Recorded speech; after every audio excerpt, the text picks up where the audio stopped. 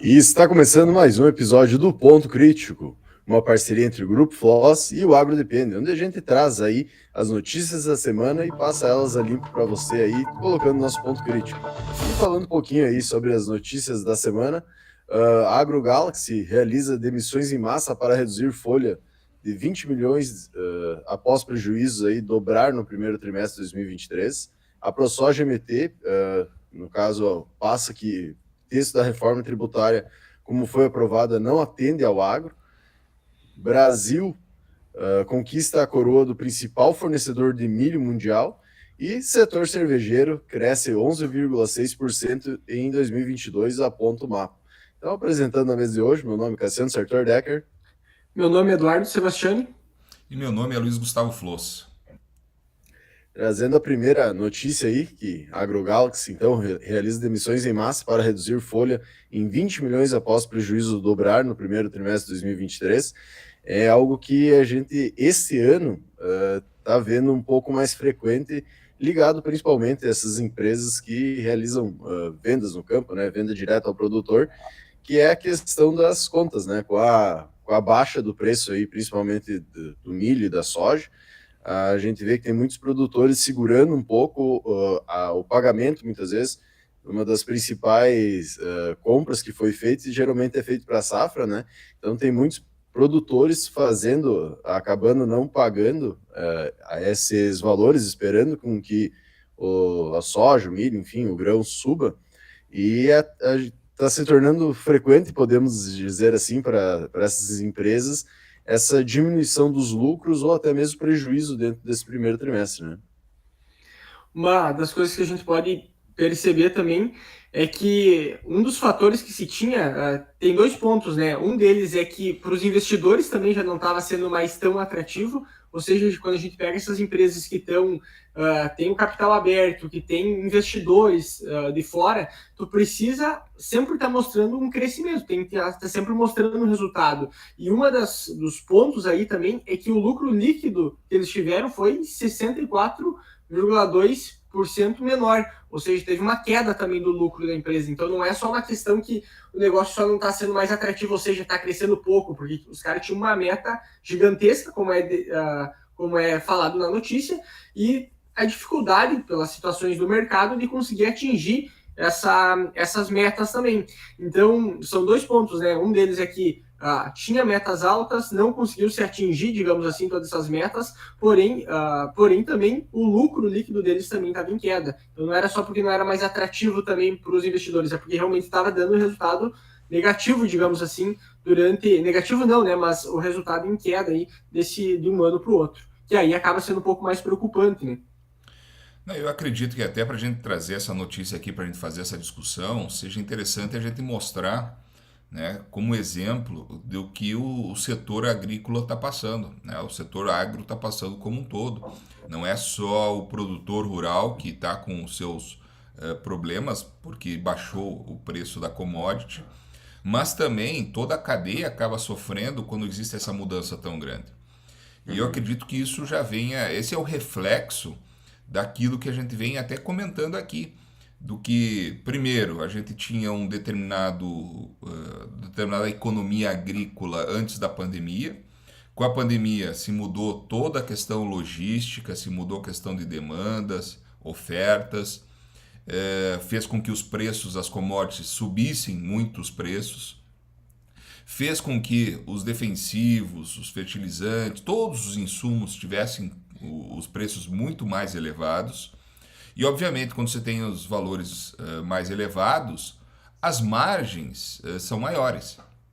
A partir do momento que nós estamos vivenciando agora, né, que isso começou no ano passado, de redução desses valores e as margens começaram a modificar, né, diminuir para todo mundo, então por isso colocar muito claro, né, na cadeia, e aqui é só o exemplo que nós estamos falando da AgroGalaxy, não é para menosprezar a empresa, pelo contrário, até ela colocou isso na mídia, até porque é uma capital aberta, uma SA capital aberto, né? Uhum. Mas para a gente ver o quanto que o setor agrícola, o agronegócio como um todo, vai sofrer as consequências dessas modificações. Por isso que eu tenho comentado que vamos se segurar, 2023 é para a gente se segurar, 2024 também, né? E vamos ver o que vai acontecer lá por 2025.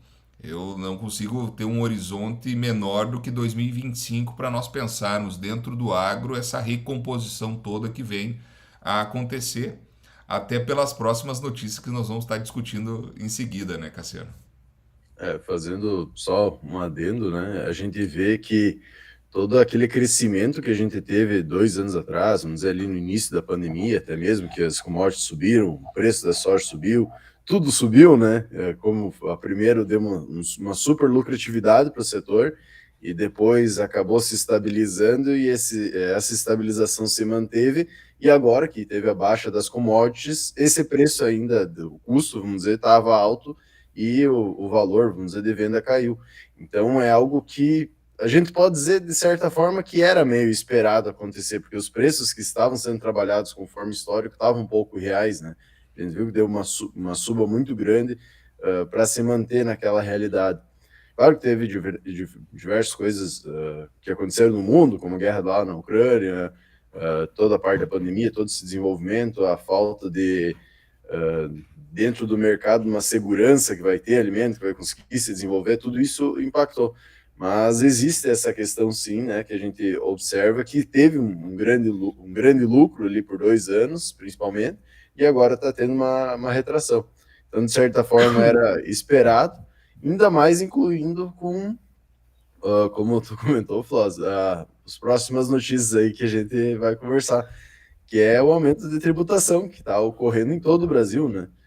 Então, a gente vê aí que até a ProSoja fez esse texto aí, que reforma tributária, que foi aprovada, se eu não me engano, no dia 6, no período da noite, ela foi aprovada, não atende ao agro, né? Então, em carta aberta, a entidade afirma que os produtores do Mato Grosso irão amargar aí um aumento de carga tributária de quase 60% em relação ao cenário atual. Então, além da gente estar tendo uma menor lucratividade, né, no setor, a gente ter uma economia um pouco mais parada no setor, o produtor não vai estar querendo investir tanto no próximo ano, tem toda uma parte aqui para o Mato Grosso que tem um El Niño, então não tem uma confiança tão grande na sua safrinha, eu digo, a gente não sabe ainda, vai ter que esperar para vir, né, essa questão que a gente já comentou outras vezes, de previsão é bastante complicado, mas a gente sabe que o produtor está um pouco mais receoso por causa dessas notícias.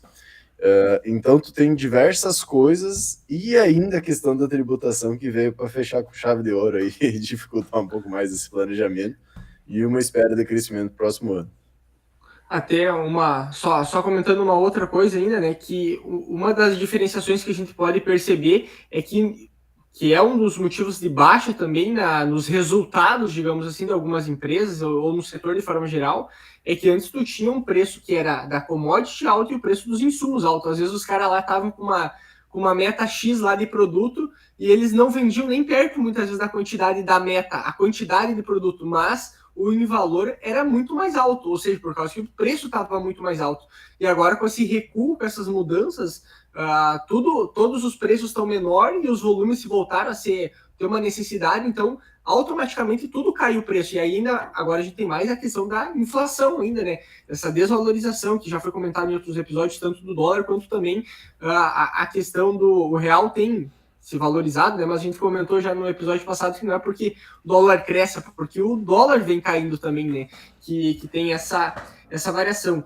E a questão dessa redução, né? Teve uma redução também da parte de 60% na alíquota dos produtos, né? Que é comparado com os preços de produtos de consumo. Só que isso ainda está sendo visto ainda como vai ser realmente tocado. E tem também a questão da questão dos impostos, né, principalmente da isenção tributária, que antes era passado acima de produtores de 2 milhões e agora é acima de produtores de 3,6 milhões. Que aí é um ponto interessante, né? Olha a quantidade de receita que gira dentro de uma propriedade rural, que a gente sempre fala, né? Os caras têm que começar a olhar a propriedade rural como uma empresa, porque olha o valor que gira para te começar se enquadrar, digamos assim, né, dentro dessas categorias. Então, o produtor tem que cuidar mais e a questão do imposto afeta muito dentro do negócio dele, principalmente pelo cenário que a gente está tendo agora, né? E eu vou dizer para vocês que ontem Ontem eu estava retornando de viagem aqui para São Paulo e tentei, durante alguns minutos, aí, entender um pouquinho melhor o texto que foi aprovado na Câmara dos Deputados, né? Porque agora vai para o Senado para ser aprovado, né, essa mudança, reforma toda. Vou ser sincero com vocês, é confusa, viu? É muito confusa, tá? Posso dizer para vocês que tem certas visualizações que o pessoal começou a colocar nas redes sociais que talvez não sejam tão factíveis assim.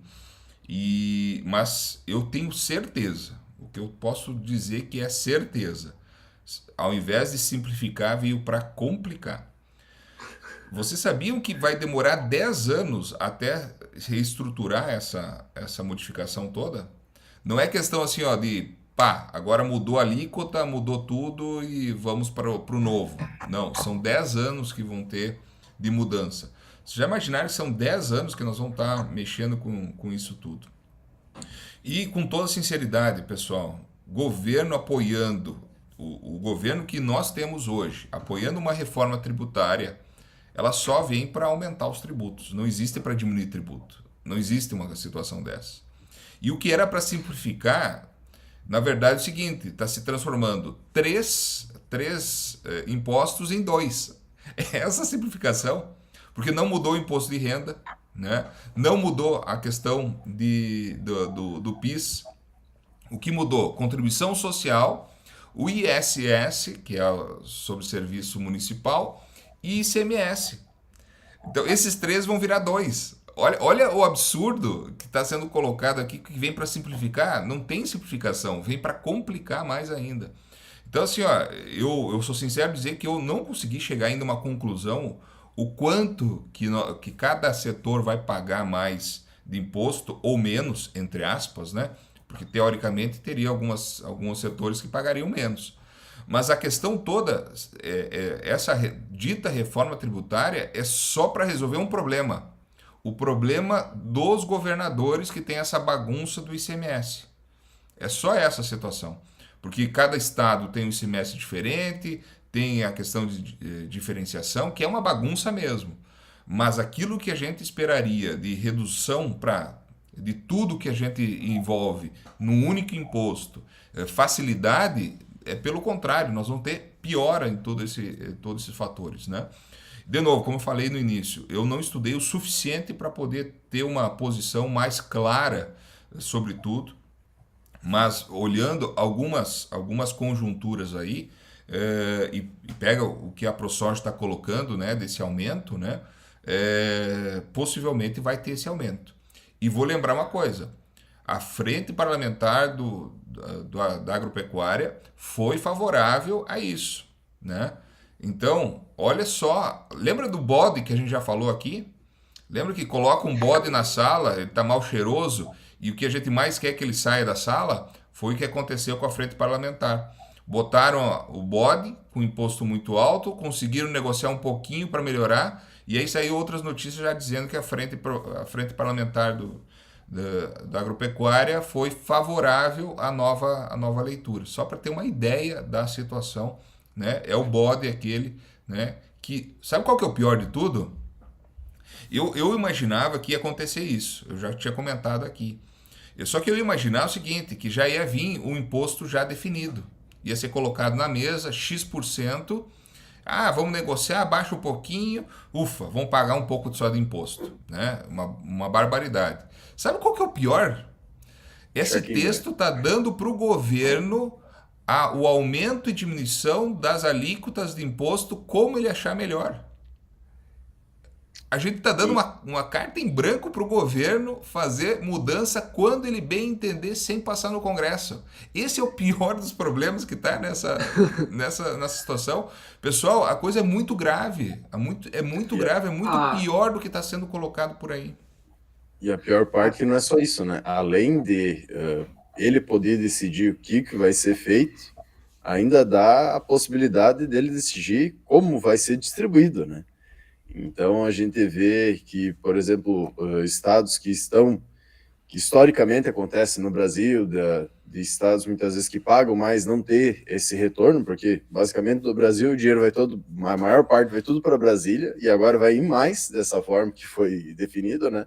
Vai tudo para Brasília e volta uma parte para os estados. Então, estados que muitas vezes não vão ser responsáveis ou que têm uma folha muito grande, tem muito cargo de confiança, vamos dizer assim, enfim, tem um estado muito inchado e com suas dívidas, pode ser que o governo ache, não, esse aqui merece um pouco mais, vai para ele. Aquele lá não, aquele lá está aguentando as próprias pernas, então, esse não precisa tanto, mesmo ele tendo contribuído mais, né? Então, é quase uma loucura se a gente vai observar. Isso aqui é um novo. Como que é o nome que foi dado ali para as emendas parlamentares ali? Como que é? Que no ano passado Do, culpavam o Bolsonaro por ter para os deputados e senadores ali. Como que era esqueci o nome agora. esse, Que, eu também não tô, eu que também não os tô parlamentares lembrado. podem mandar emenda de acordo com o que eles acharem. Tinha um volume, né, que está na mão do Lira hoje. Me perdoe que eu perdi o nome. Na verdade é o seguinte, ó, o governo acertou com os deputados ainda no ano passado e esse ano avalizou o novo governo essas emendas que eles podem fazer o que quer sem dar satisfação e sem saber para onde que vai. Nós estamos criando agora o governo fazendo a mesma coisa com os governadores e com os prefeitos. A gente não vai saber para onde que vai ficar tudo na surdina, tudo no sigilo. Só depois a gente vai ver no Tribunal de Contas para onde que foi. É a mesma situação, é a compra agora de governadores e de prefeitos. Se era antes a compra de deputados e senadores, agora é compra de governadores e prefeitos pelo governo federal. Esse é o resumo dessa reforma tributária. Tem um outro ponto também. Tu falando agora, eu lembrei do que tu estava se referindo, só que eu também não consigo lembrar o nome que eles deram para isso aí. Mas isso aí daqui a pouco a gente acha.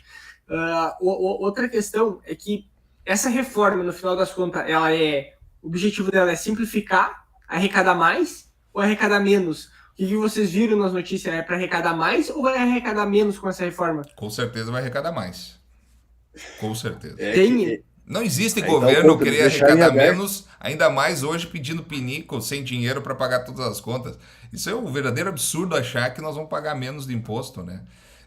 Mas porque quem vai, tem. não é quem paga ICMS, quem paga ISS não é a população, são as empresas. Tá, mas as empresas hoje vão repassar esses valores para a população.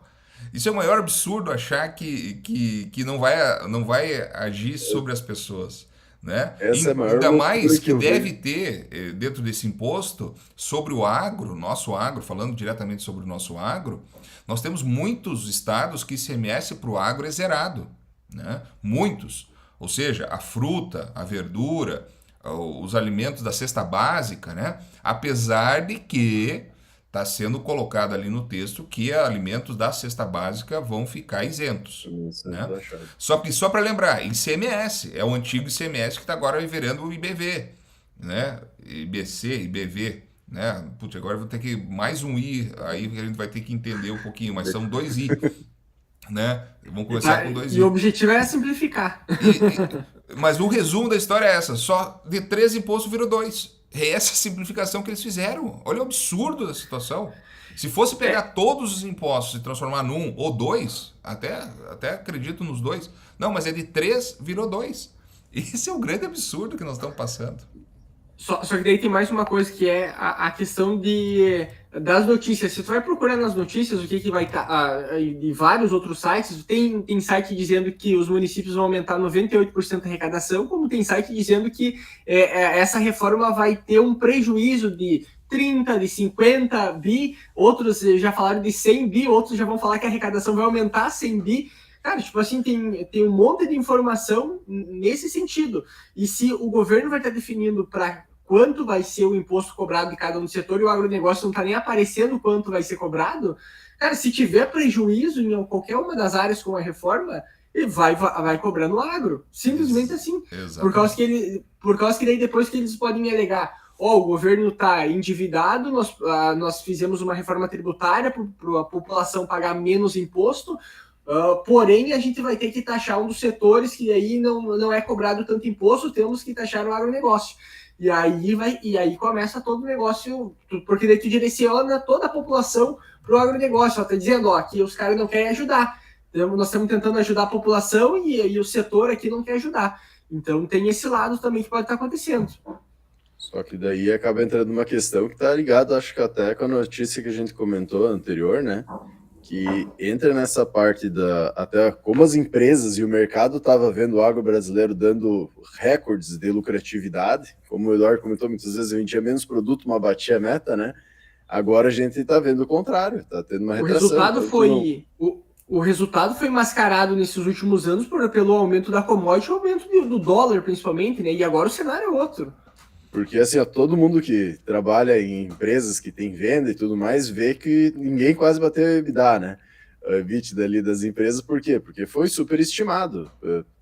Se o mercado continuasse como estava, ele ia ter conseguido atingir, mas ele foi superestimado e agora com a retração que teve, não teve como bater, não teve como atingir aí o esperado.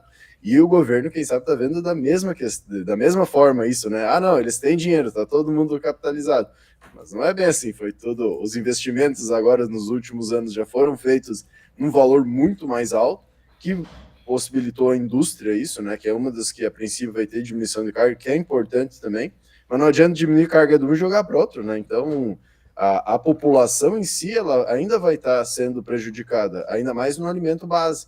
E uma coisa que a gente tem que entender sempre, que setores como é o agro, que produz alimentos, no caso, o início da cadeia, ele interfere para o restante da cadeia. Então, mesmo tu retirando a questão da indústria, por exemplo, tu vai estar afetando ela se tu jogar para o início da cadeia, porque vai caindo de um para o outro, né? Só vai aumentando, vamos dizer assim, a bola de neve. Então tem essa questão que tem que ser observada, e outra que todo o dinheiro, ou todo esse valor que consegue girar, que a gente tem um giro muito grande dentro do agro, da agricultura principalmente, né? Da pecuária a gente sabe que é muito menos, mas a agricultura em si ela tem um giro gigantesco, trabalha porque tu tem uma necessidade de troca de insumos, de venda de insumos, por exemplo, utilização de insumos, de outros produtos, de máquinas, enfim, e tem um crescimento muito mais a ser feito por uma estabilização. A gente comentou na semana passada, se não me engano, a questão dos armazéns, né? A gente tem uma necessidade de aumento de armazenagem para nós começar a controlar o mercado, que está ligado até a próxima notícia ali, que o Brasil vai se tornar, conquista a coroa do principal fornecedor de milho mundial. Então a gente está com milho, está com soja, está com frango, agora não está açúcar, se eu não me engano, café. A gente está líder mundial em diversas coisas, a gente não define o preço de nada. Então entra a necessidade da gente, do Brasil em si, ter um controle, entre parênteses, melhor desse mercado, uma regulação pelo menos desse mercado, porque a gente conseguiu chegar ao posto contra todas as intempéries, vamos dizer assim, ainda assim a gente conseguiu ser e atingir esse posto de ser o maior exportador de alimentos. Mas, como a gente vai fazer para manter essa questão de exportação, né, continuar exportando bastante para trazer dinheiro, vamos dizer assim, de fora para dentro do Brasil, que isso faz a economia estar aquecida, e não quer dizer que é lucro real, né? Muitas vezes só está trazendo dinheiro e tem alguém para vender. A gente está vendo milho aí, que foi plantado a um custo mais alto, agora sendo vendido muito menos. E a gente, como aconteceu, por exemplo, na AgroGalaxy, está acontecendo com produtores, a gente está vendo essa questão de todo mundo tendo que tomar ações restritivas, digamos assim, para conseguir se manter no mercado. E entra a parte aí da gente continua mesmo assim crescendo. Então, Brasil, próxima notícia aí, o Brasil conquista a coroa do principal fornecedor de milho. O domínio das exportações do milho dos Estados Unidos está diminuindo em um mercado global cada vez mais competitivo, ainda mais com o super safra que a gente teve agora aqui no Brasil. Um outro ponto que é sempre comentado, né? Teve a notícia também um tempo atrás, o Brasil que estava crescendo essas exportações de milho. Só que um dos pontos que eu acho interessante comentar também é um dos motivos também dos Estados Unidos estar a diminuição, né, o mercado também está esfriando nos Estados Unidos por uma redução, uma paralisação, né, não está crescendo o consumo dentro dos Estados Unidos, até está diminuindo em alguns casos, e aí tu começa a ver esse cenário sendo impactado dentro do setor, que é o que a gente já comentou sobre outras, no caso da soja também, que a gente vai começar a olhar futuramente uma possível redução desse crescimento. A gente não está dizendo que não vai crescer mais, a gente está dizendo que vai crescer numa velocidade menor que a gente vinha de como vinha acontecendo. E no caso do milho nos Estados Unidos, isso é um dos pontos que está acontecendo. O consumo também está reduzido. Só que quando a gente pega a questão da produção, por exemplo, o Brasil passou os Estados Unidos, por exemplo, na exportação de milho. Exportação é uma coisa. Aí a gente tem um outro lado também. Tem na relação ali da notícia também, né, que o México não quer mais comprar milho geneticamente modificado. Isso também seria uma das coisas que estaria afetando. Porém, quase toda a produção de milho, tanto no Brasil quanto também nos Estados Unidos, é geneticamente modificado. Então, não tem tanta opção assim também para estar escolhendo. Mas dentro das exportações, por exemplo, de 50 a 48 milhões de toneladas, isso, né? Em milhões de toneladas.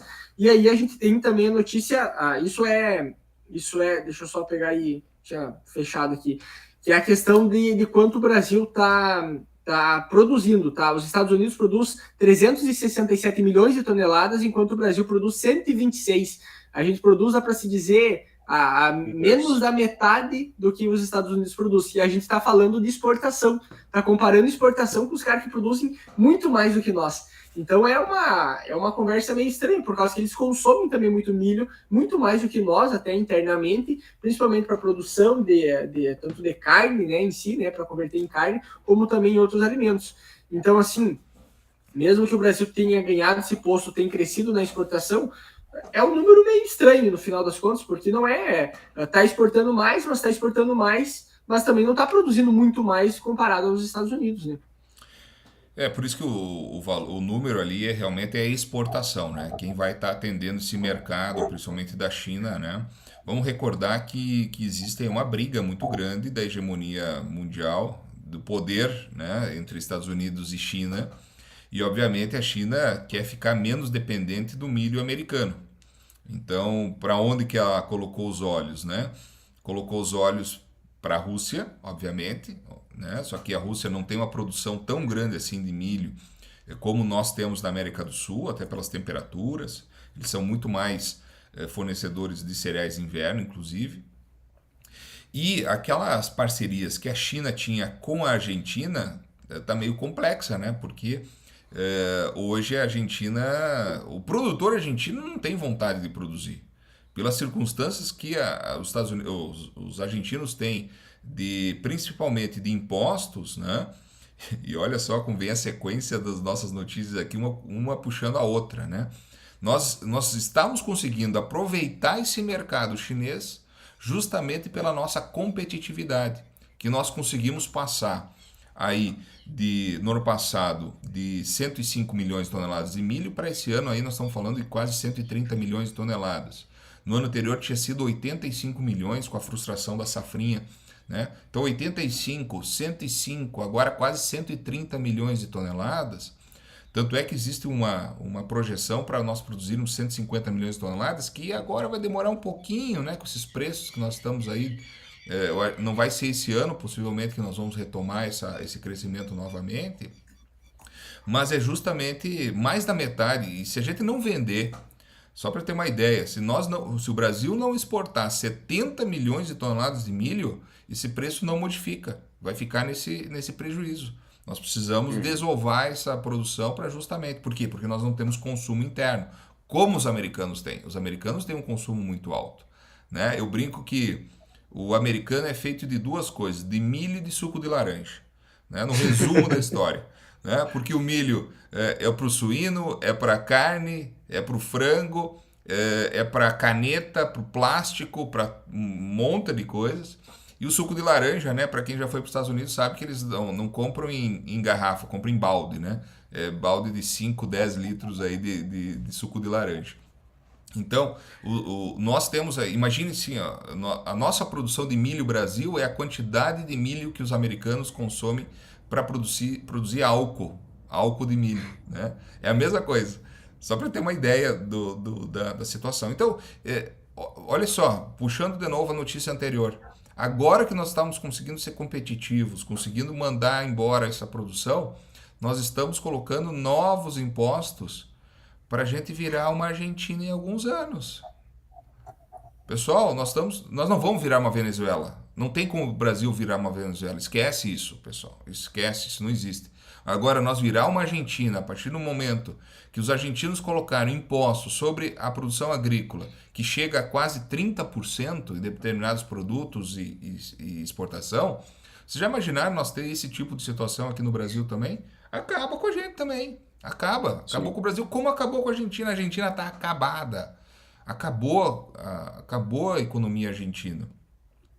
E tudo se baseia a partir do agro. Então, nós vamos ter que fazer uma revolta aí. Nós temos que fazer uma revolta junto com os nossos deputados, senadores, para a gente não aprovar essa reforma, junto com o Senado, né? Porque agora está na mão do Senado. Nós vamos ter que fazer um trabalho de convencimento dos senadores a não aprovar essa reforma, que está dando carta branca para um governo que vai colocar impostos e com certeza vai acabar com tudo isso que nós estamos vendo de crescimento, inclusive essa oportunidade, né, de trazer divisas para o Brasil. Quando a gente faz exportação, a gente está trazendo dinheiro de fora para dentro. Como que o país se desenvolve? Através de trazer divisas. Essa seria uma grande divisa. A partir do momento que o governo taxa imposto, inviabiliza a produção, o que vai acontecer? Nós vamos diminuir a produção e com certeza nós vamos ter problemas de rentabilidade no nosso negócio. O maior problema se fosse uma taxação, uma coisa que a gente sabe que no Brasil não vai funcionar igual, mas se fosse uma taxação que incentivava o desenvolvimento, por exemplo, de indústrias, né? A questão da indústria que a gente comentou do etanol, só o que a gente produz é que os Estados Unidos produz de etanol, né? Tipo, todo milho que a gente produz é utilizado lá para a produção de etanol. A quantidade ainda de indústrias de etanol que a gente poderia desenvolver, o quanto ele aumenta o preço médio desses milho, o quanto ele diminui a logística para chegar à necessidade que tem ainda dos mercados. Vou pegar um exemplo aqui em Paz de Sinop, que é onde é que eu estou e conheço. É uma das maiores, se não a maior da América Latina, e o quanto ela produz consegue atender uma demanda regional, de certa forma. Porque se a gente vai aumentar a utilização, por exemplo, de consumo de combustível à base de etanol, que é os carros flex, que é um desenvolvimento e um diferencial que o próprio Brasil teve, né, e desenvolveu isso, tem esse mérito, olha o quanto a gente ainda pode aumentar de produção e manter esse preço do milho mais alto, incentivando a produção dele e assim gerando a cadeia, porque tu pagar imposto, digamos, para exportar por R$29, vamos dizer assim, o valor final que o produtor vai ganhar na ponta, né? Ou tu pegar regionalmente e vender a 40, e daí tu pegar e pagar um certo porcentagem disso, são duas coisas bem diferentes, né? Mas, infelizmente, no Brasil não há olhado esse todo de uma forma estratégica. Colocado, não, eles estão ganhando dinheiro, vamos dizer assim, teve um tempo que eles ganharam uma grande lucratividade, então vamos taxá-los e tá tudo certo, porque outros vão ganhar. E a gente sabe que isso uma hora estoura, né? Como aconteceu na Argentina, que é um ótimo exemplo. Eu tava olhando alguns dados aqui referente a se o mercado hoje de exportação de milho nos Estados Unidos está em torno ali dos 50 também, milhões de toneladas, e do Brasil também está ali próximo, que o Brasil passou agora ainda, o volume de exportação para a China, ele gira também em torno de 50, 60 milhões, então praticamente todo o volume que é exportado, quase todo ele também dos Estados Unidos acaba indo para a China. Então, se esse cenário e essa dependência começar a mudar, o Brasil tem uma demanda gigantesca aí de milho para estar exportando para a China nos próximos anos aí, né? Dependendo dessa demanda dele. E até para colocar o seguinte, até 2 anos atrás, a China não comprava nada de milho nosso. Então era basicamente americano e argentino. Então, com os problemas da Argentina e agora com a questão dos problemas americanos, né, é que os chineses vieram comprar nosso milho aqui, e até por essa grande produção que nós temos aí, essa grande oferta e com preço baixíssimo agora, né? Eles devem estar se deleitando com esses preços tão baixos de milho. Para eles lá é de graça, né? Imagine comprar no Mato Grosso a R$30 o saco de milho, isso é de graça, né? Estamos falando aí um pouco mais de $6 o saco. Então, eles vão levar embora esse milho, pessoal.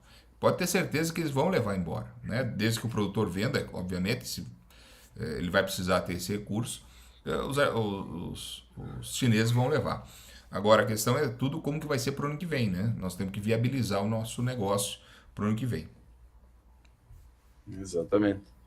E saindo um pouco de toda essa questão do mercado, custo, toda a parte que é quase uma retração, a gente pode dizer assim, no nosso mercado, vamos falar do setor, pelo menos, que está crescendo, né? Que a gente ajuda a manter ele aquecido, pelo menos, que é o setor cervejeiro, que cresceu 11,6% em 2022, segundo o mapa.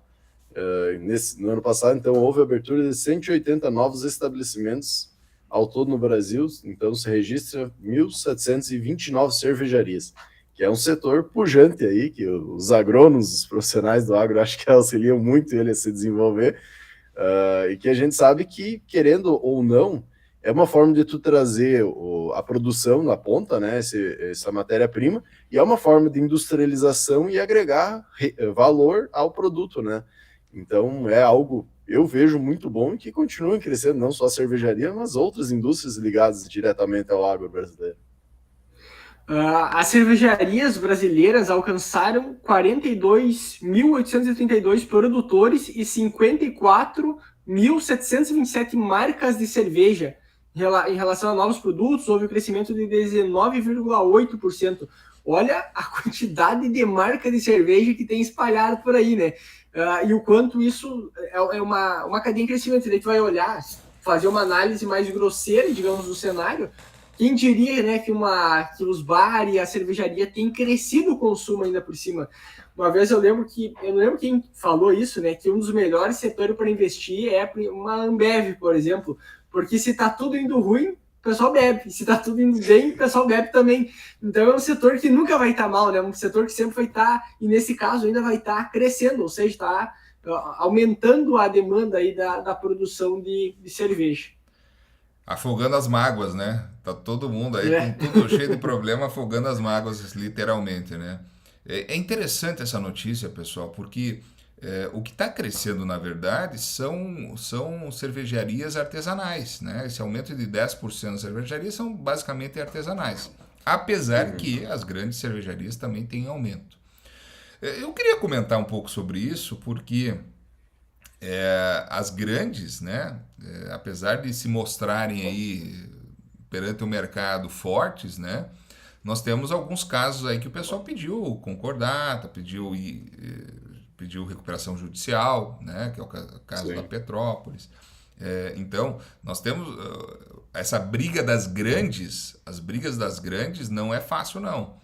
Agora, essas cervejarias artesanais acabam entrando no mercado local, de forma muito interessante, normalmente com preço um pouco mais elevado, até porque tem alguns diferenciais, né? Mas isso é para mostrar que nem tudo está perdido no agro, né? Tem certos negócios que acabam valorizando e cabe aqui ressaltar, no Paraná está sendo montada uma nova maltaria lá em Ponta Grossa, que é uma parceria da cooperativa agrária junto com as cooperativas ali da famosa ABC, né? Castrolanda, Araputi, Castro. É uma nova cervejaria. Hoje a região de Ponta Grossa, Castro ali, hoje está virando uma nova referência nisso, né? Guarapuava já era, com a agrária, uma grande maltaria. Há poucos anos atrás ela duplicou a maltaria. E agora estou fazendo uma nova maltaria ali em Ponta Grossa, aproveitando esse grupo de cooperativas, né? Um grupo de cooperativas muito interessantes de se conhecer pela forma de trabalho que a gente conheceu já um bom pouco nesse tempo todo ali. E é uma região que está crescendo, tá dando condições ao produtor, principalmente dessa região, poder produzir no inverno, tendo aquilo que a gente fala de alternativa, cultura alternativa, que ali não é cultura alternativa, é a principal, né? A Guarapuava é a principal, é cevada no inverno, depois que veio o trigo, só para se ter uma ideia. E outra situação que vem acontecendo, os trabalhos de tentativa de aumentar a área de cevada, inclusive na Bahia, nos pivôs, né, como uma segunda safra, aproveitando o período seco. Como é uma região que tem uma altitude, né? Nós estamos falando lá acima de 800 metros, 900, 1.000 metros de altitude, noites frias, menos problema de doenças, com ótimas produtividades também, né? Vindo junto com o trigo ali na região do Padef, ali Goiás, Distrito Federal.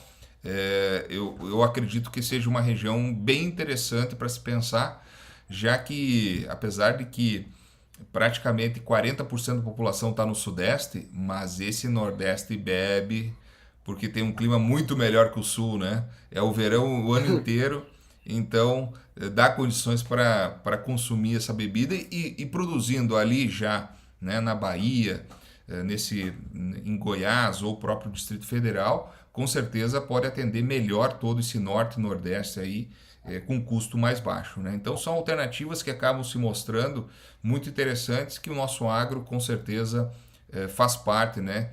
Não podemos viver só de notícias ruins, temos que ter notícias boas também, e tem coisas boas, né? Senão a gente vai ficar só lamentando, vamos tomar cerveja. Tem a outra informação que tem é que o consumo, as cervejarias, de forma geral, representa quase 2% do produto interno bruto. Olha a quantidade de grana que gira em torno desse mercado. E as empresas maiores, obviamente, elas têm até demanda de milho, principalmente, até na produção de cerveja, né? Tem essa fonte aí de consumo também, que é a maior parte. E uma das vantagens que tem a cerveja é que ela pega todos os públicos, né? Pega até a classe média baixa, o pessoal mais humilde, como também pega a classe mais alta. Então, a diferenciação, que é o que o pessoal tanto fala, a tendência daqui para frente é que a gente tenha uma menor presença dos unicórnios, né? Empresas gigantescas, bilionárias, e a gente tenha muito mais empresas menores e empresas mais nichadas, que é o que está acontecendo hoje com a cervejaria. O que, como o Floss comentou, né? O que não é que está crescendo a produção da cerveja tradicional. O que está crescendo é uma migração para a cerveja que tem um valor agregado muito mais alto, que é aquele sabor extremamente mais nichado, que é característico, às vezes, do local onde está sendo produzido, com um gosto específico daquela cervejaria, que era o que acontecia antes, era qualquer cervejaria artesanal que se destacasse, a Ambev ia lá e comprava, né? Tirava ela do mercado. E hoje o que a gente está vendo é que está crescendo realmente esses nichos, né? Locais em cada município, e aí é uma demanda, é um consumo diferente, talvez uma quantidade menor que o pessoal vai consumir, mas é um produto com valor muito mais agregado, né? Com valor muito maior aí em cima, e claro, o custo de produção também é muito maior também, né? Desse tipo de cerveja. Mas muitas vezes não é nem tão linkado ao maior custo, né? Às vezes ele acaba se tornando mais barato, digamos, pegar uma Pilsen, né, que vai comprar em chopp, vamos dizer, né? A questão de barril para festas e coisas, geralmente ele se torna até mais barato, até pela questão regional que ele possui, e o custo de frete dele, a logística e tudo mais, acaba sendo menor também e possibilita uma produção em uma certa escala que não se torna tão mais caro que o mercado, e muitas vezes mais barato que o mercado regional ali.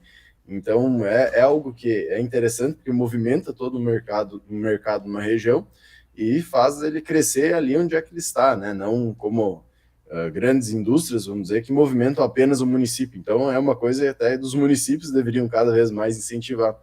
Mas uma coisa que eu acho interessante e que está acontecendo no Brasil, essa questão de outras culturas, né? A gente, que nem o Floss comentou, a parte da cevada, em outras partes do Brasil também sendo produzidos. A gente sabe que no sul já está se desenvolvendo algumas variedades e já está sendo produzido de lúpulo, por exemplo, que é outra alternativa agrícola, principalmente para pequenas propriedades que não conseguem ter ou trabalhar com grãos, porque acaba sendo inviável pela baixa quantidade de áreas.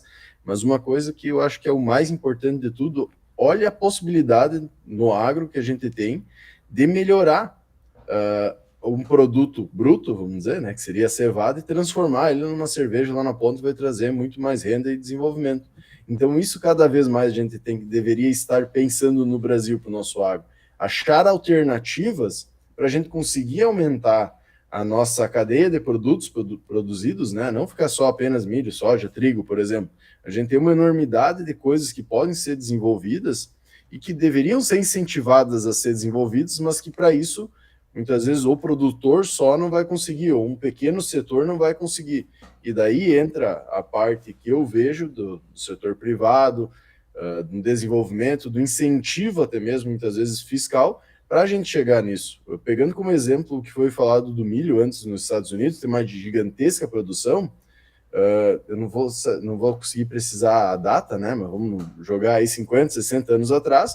O consumo deles era enormemente menor e teve sim um incentivo dentro do próprio setor governamental de utilização desse milho para diversas coisas. E daí movimentou toda a indústria, movimentou o desenvolvimento de tecnologias, e hoje ele tem essa grande importância e movimenta toda a economia interna dos Estados Unidos, porque eles desenvolveram diversos produtos. Por exemplo, vai pegar aquela glucose de milho, que era utilizado basicamente para tudo, em vez de açúcar lá, entra em todos os produtos. Por quê? Porque o açúcar deles era muito caro e não era produzido lá. Então, o que se faz? Diminui a quantidade de açúcar de fora e faz com glucose de milho que a gente consegue chegar nisso aí. Entra a parte de etanol, entra todas essas outras questões, e o Brasil deveria estar despontando nessa parte de pesquisa e desenvolvimento de produtos linkados aos nossos principais produtos agrícolas, que é soja, milho e trigo, vamos dizer assim. Porém, a gente não vê esse desenvolvimento. E por isso que muitas vezes a gente fica nessa questão de estar sendo sim o maior exportador, porém a lucratividade dentro do país não está tão grande e o aumento de produção está ocorrendo também por causa dos boom das commodities e tudo mais, mas existe um horizonte, vamos dizer assim, que a gente podia estar estourando, além de produção, a parte da indústria, trazendo receita para dentro do Brasil, desenvolvendo as regiões, como a gente viu o desenvolvimento inicial, vou trazer assim, que foi aqui no eixo da BR-63. Olha o quanto de renda que trouxe, por exemplo, essa parte das indústrias de etanol, né, a partir de milho. Então, quanto ainda a gente tem para desenvolver dentro do Brasil, né? Contar uma história para vocês rápida aqui, que já passamos nosso tempo há muito tempo. Como que é o nome daquela cervejaria ali de 3 de maio? A Hatwer? Hatwer. Então, no ano passado eu mudei, em agosto do ano passado eu mudei aqui para São Paulo, né? E aí o personal trainer da minha esposa, a minha esposa tem problema problema que pode gerar uma hérnia de disco, então ela tem que fazer trabalho com o personal sempre. E conversando, né? O personal diz, tem um bar aqui de uns gaúchos aqui que tem chopp e tal, aqui 2 quadras para baixo. Aí um dia nós fomos lá, era o Hatwer. O Hatwer tem os seus beer garden no Rio Grande do Rio Grande do Sul, trouxe para São Paulo, capital. Acho que ele está com 3 beer garden aqui em São Paulo. Tem dentro de shopping e tem aqui no Ipiranga, né? Dá 2 quadras aqui de casa. Aí quando nós chegamos lá, o Hatwer. Opa, esse eu conheço. Esse eu já tomei no Rio Grande do Sul, esse chopp aqui. E ele mesmo, toda sexta-feira, enche de barril uma van e vem para São Paulo, toda sexta-feira. Então aquilo que a gente pensa que é chopp artesanal local, muitas vezes está se criando negócios bem diferentes, né? Tô puxando aqui essa história aqui para mostrar o quanto que essa parte cervejeira vai mudar e a gente vai ver diferentes tipos de marcas em diferentes tipos de locais e com certeza isso cria novas experiências, cria novas situações aí que as pessoas gostam de estar buscando sempre, né? Não, nossa, show de bola. Hoje, então, o primeiro podcast, o primeiro programa ao vivo aí. Convidamos todo mundo a ouvir os próximos, então vai ser todo sábado aí, às 7 horas de Brasília. Aqui pro Mato Grosso fica um pouco mais difícil, que é às 6, mas ainda assim dá para ouvir. E a gente quer que vocês também vão lá, conversem conosco, falem aí, passem suas perguntas. A ideia é a gente dar uma resumida um pouco mais nas notícias, mas está difícil a gente conseguir para conversar e também, e às vezes, comentar algumas coisas que vocês passam ali nas caixas de mensagem e convidar todo mundo também a conhecer o canal Séries aí, que é onde é que está sendo transmitido ao vivo. Vamos ver se a gente faz ou não também dentro do Instagram, isso aí, estamos vendo a possibilidade ou não, mas a ideia é ter esse contato um pouco mais perto com vocês também. Ser ao vivo vai ficar disponível dentro do Spotify, dentro do YouTube, todo onde é que a gente já disponibilizava anteriormente. E, claro, acompanha o AgroDepende também, acompanha aí nossos outros episódios, tanto do Ponto Crítico, que já passou, né? Mas é sempre bom entender, porque é a parte, né, não é só a notícia, é a discussão em volta da notícia. Então, essa é a ideia que a gente está tentando buscar, e também, claro, todos os conteúdos do AgroDepende e também do Grupo Flows. Maravilha. Primeiro ao vivo, mas a partir de semana que vem estamos de novo aqui às 7 horas da manhã, né? Para a gente fazer realmente a semana do agro passada limpa e com as notícias quentes aqui para todos o final de semana ter essas informações e já segunda-feira tá com tudo em cima. Desejo a todos aí um ótimo final de semana, uma ótima semana a todos e até o sábado que vem. Valeu! Até a próxima, pessoal.